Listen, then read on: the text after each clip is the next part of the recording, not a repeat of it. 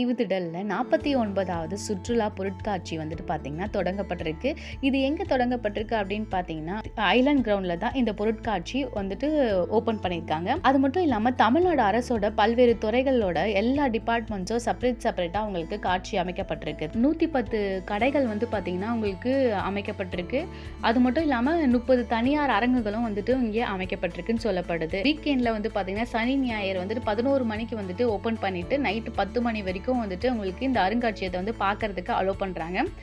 Week டேஸில் வந்து பார்த்தீங்கன்னா ஈவினிங் 3 o'clockலேருந்து 10 o'clock வரைக்கும் வந்து பார்த்தீங்கன்னா இது வந்துட்டு ஓப்பனில் இருக்குது. ஸோ டிக்கெட் சார்ஜஸ் அப்படின்னு வந்து பார்த்தீங்கன்னா உங்களுக்கு பெரியவங்களுக்கு வந்து பார்த்தீங்கன்னா 40 rupees வந்து சார்ஜ் பண்ணுறாங்க ஈச் பர்சனுக்கு.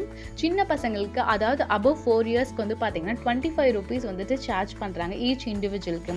ஸோ இந்த அருங்காட்சியகத்தில் வந்து பார்த்தீங்கன்னா நான் ஆல்ரெடி சொன்ன மாதிரி நிறைய கடைகள் வந்துட்டு பிரம்மாண்டமாக அமைக்கப்பட்டிருக்கு.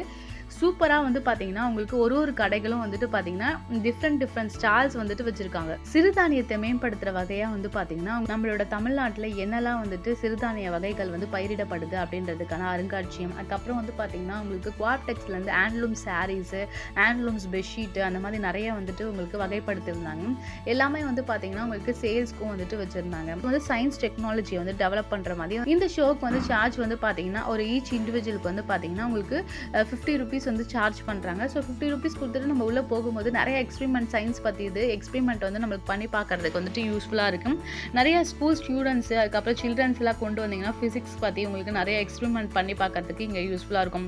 ஏன்னா லைவ் எக்ஸ்பெரிமெண்ட் பண்ணுறதுக்கு. ஏன்னா அடையாரில் இருக்க சயின்ஸ் டெக்னாலஜி பார்க்கோட சில திங்ஸ் எல்லாம் வந்துட்டு இங்கே டிஸ்பிளே பண்ணி வச்சுருக்காங்க. ஸோ நானும் வந்துட்டு எல்லாத்தையும் வந்துட்டு அட்வென்ச்சர் பண்ணி பார்த்துட்டு நல்லா இருந்துச்சு, சூப்பராக இருந்துச்சு. ஏன்னா ஸ்டூடெண்ட்ஸ்க்கு வந்து இது ரொம்பவே யூஸ்ஃபுல்லாக இருக்கும். கலைப்பொருட்களை மேம்படுத்துகிற வகையில் இந்த ஒரு ஸ்டால் இருந்துச்சு. இங்கே வந்து பார்த்தீங்கன்னா நிறைய மண்பாண்டங்கள் வந்து பழைய காலத்தில் வந்துட்டு யூஸ் பண்ணியிருந்தாங்க பார்த்தீங்களா. மண் சட்டி, மண்பாண்டம், அதுக்கப்புறம் வந்து அடுப்பு, அந்த மாதிரியான நிறைய வகை பொருட்கள் வந்துட்டு டிஃப்ரெண்ட் ப்ரைஸஸில் வந்துட்டு அமைக்கப்பட்டிருந்துச்சு. உங்களுக்கு மேஜிக் ஷோ இருந்துச்சு, அதுக்கப்புறம் மிரர் ஷோ இருந்துச்சு, ஸ்னோ வேர்ல்டு இருந்துச்சு. நிறைய கேம்ஸ் வந்துட்டு பார்த்தீங்கன்னா உங்களுக்கு செயின் ஃபில், அதுக்கப்புறம் ஃப்ராகு, ஃபிஷ்ஷு, அந்த மாதிரி ராட்டனங்கள்லாம் நிறைய டிஃப்ரெண்ட் டைப்ஸ் இருந்துச்சு. ஒரு விளையாட்டுக்கும் வந்து பார்த்தீங்கன்னா 100 ரூபாயிலேருந்து 50 ரூபாய் மினிமம் வரைக்கும் கலெக்ட் பண்ணுறாங்க. அந்த சைடு வந்துட்டு ஒரு கூவம் ரிவர் போகுது, அது அழகாக டெக்கரேட் பண்ணியிருக்காங்க. அந்த சைட் போனால் உங்களுக்கு நிறைய டிஸ்பிளேஸ் பண்ணி வச்சுருந்தாங்க. நம்மளோட அரசாங்கத்தோட நிறைய திட்டங்களை வந்துட்டு நான் ஆல்ரெடி சொல்லியிருந்தேன் பார்த்தீங்கன்னா 44 அரசாங்க திட்டங்களோட டிஃப்ரெண்ட் டிவிஷன்ஸை வந்துட்டு உங்களுக்கு வடிவமைத்தில் வச்சுருந்தாங்க. ஸோ அதெல்லாமே ஒன்றா வந்து பார்த்தீங்கன்னா விசிட் பண்ணிட்டு இருக்கும்போது வந்து ரொம்ப இன்ட்ரெஸ்டிங்காக இருந்துச்சு. இந்த மாதிரியான விஷயங்கள்லாம் வந்துட்டு நம்ம நேரடியாக போய் டிஸ்பிளேல பார்க்கும்போது தான் நம்மளுக்கு நல்லாவே தெளிவாகவே புரியுது. இந்த மாதிரி நிறைய பயிர்கள் வந்துட்டு நம்ம நாட்டிலேயே வந்து பயிரிடப்படுது.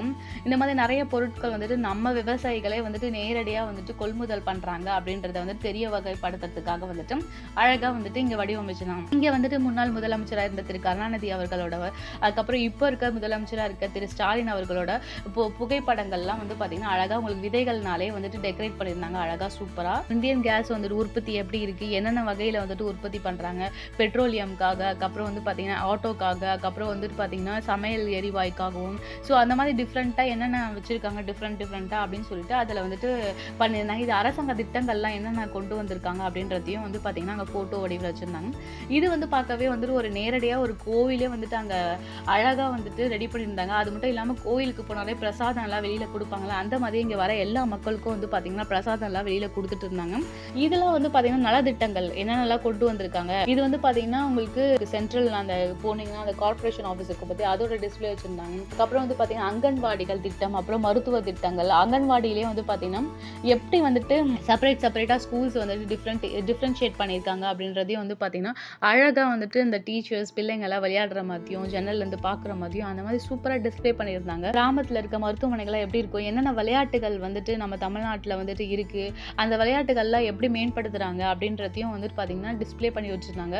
அதுக்கப்புறம் வந்து பார்த்தீங்கன்னா இது கிராம சபை கூடங்கள் அப்படின்னு சொல்லுவாங்க பார்த்தீங்கன்னா, அரசாங்கம் கட்டி கொடுத்த வீடோட திட்டங்கள், அதெல்லாம் வீடெல்லாம் எப்படி வந்துட்டு கட்டி கொடுத்தாங்க அப்படின்றதுக்கான எடுத்துக்காட்டும் அங்கே இருந்தது. கிராம சாலைகள்லாம் எப்படி இருக்கும் அப்படின்ற எடுத்துக்காட்டில் டிஸ்பிளேலாம் பண்ணி வச்சுருந்தாங்க. ஸோ காலையில் வந்து பார்த்தீங்கன்னா பள்ளிக்கூடத்தில் வந்துட்டு என்னென்ன உணவுகள் கொடுக்கப்பட்டது அப்படின்றது அதையும் டிஸ்பிளே பண்ணி வச்சுருந்தாங்க. அப்புறம் பெண்களுக்கு வந்து பார்த்தீங்கன்னா எப்படி பேங்க்கில் போயிட்டு வந்துட்டு எப்படி டெவலப் ஆகணும், செக் எப்படி போடணும், அதை மாதிரி நிறைய விஷயங்கள் கிராமங்களில் இருக்க மக்களுக்கு வந்துட்டு தெரியப்படுத்துகிற வகையில் வந்துட்டு அங்கே இருந்துச்சு. இது கன்னியாகுமரியில் வந்துட்டு இப்போ முதலமைச்சரால் உருவாக்கப்பட்ட திட்டம். கன்னியாகுமரி மேலே அந்த பாலம் வந்து பார்த்தீங்கன்னா டிவைட் பண்ணியிருக்காங்கல்ல பீச்சுக்கு மேலே. ஸோ அது ரொம்பவே அழகாக அழகாக இருந்தது. இதுதான் லாங்கஸ்ட் ஃப்ளைஓவர் இன் தமிழ்நாடு. எவ்வளோ அழகாக வந்து மினியேச்சர் பண்ணியிருந்தாங்க பார்த்தீங்களா? அழகாக எவ்வளோ பெருசாக போகுது பாருங்கள். அதில் அழகாக குட்டி குட்டி காசு பஸ் அந்த மாதிரிலாம் வச்சு. இது தனுஷ்கோடி, இதுதான் எண்டு, தமிழ்நாட்டோட எண்டு.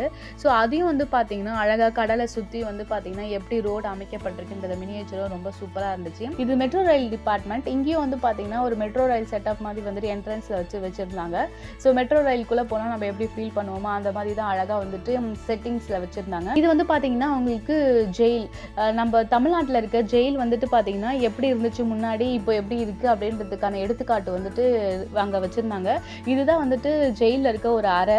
சிறைக்குள்ளே எப்படி இருக்கும் அப்படின்ற ஒரு எடுத்துக்காட்டும் அந்த இடத்துல வச்சுருந்தாங்க. அப்புறம் சிறை கைதிகளுக்கு வந்து பார்த்தீங்கன்னா அந்த ஃபைல்ஸ் வந்து ரெக்கார்ட் பண்ணுவாங்களா, அதெல்லாம் பழைய வருஷங்களுக்கு முன்னாடி வந்து 100 வருஷங்களுக்கு முன்னாடி வந்துட்டு பயன்படுத்தின ஃபைல்ஸ் எல்லாமே வந்து பார்த்தீங்கன்னா எப்படி எழுதியிருப்பாங்க, எப்படி கை நாட்டு வச்சுருப்பாங்க அப்படின்றதுக்கான எடுத்துக்காட்டு அங்கே வச்சுருந்தாங்க. அதுக்கப்புறம் சிறைசாலையில் யூஸ் பண்ண பொருட்கள்லாம் வந்துட்டு பார்த்தீங்கன்னா பூட்டு, கையில் வந்து பார்த்தீங்கன்னா உங்களுக்கு விலங்கு போடுவாங்களா, அது மட்டும் இல்லாமல் வந்துட்டு அங்கே வந்துட்டு பார்த்தீங்கன்னா திண்டுக்கல் பூட்டு. இதுதான் நான் இப்போ தான் ஃபர்ஸ்ட் டைம் நேரில் போய் பார்த்தேன். இவ்வளோ பெருசாக இருந்துச்சு. அப்புறம் ஹேண்ட் கஃப், அதுவும் எவ்வளோ வெயிட்டாக இருந்துச்சு.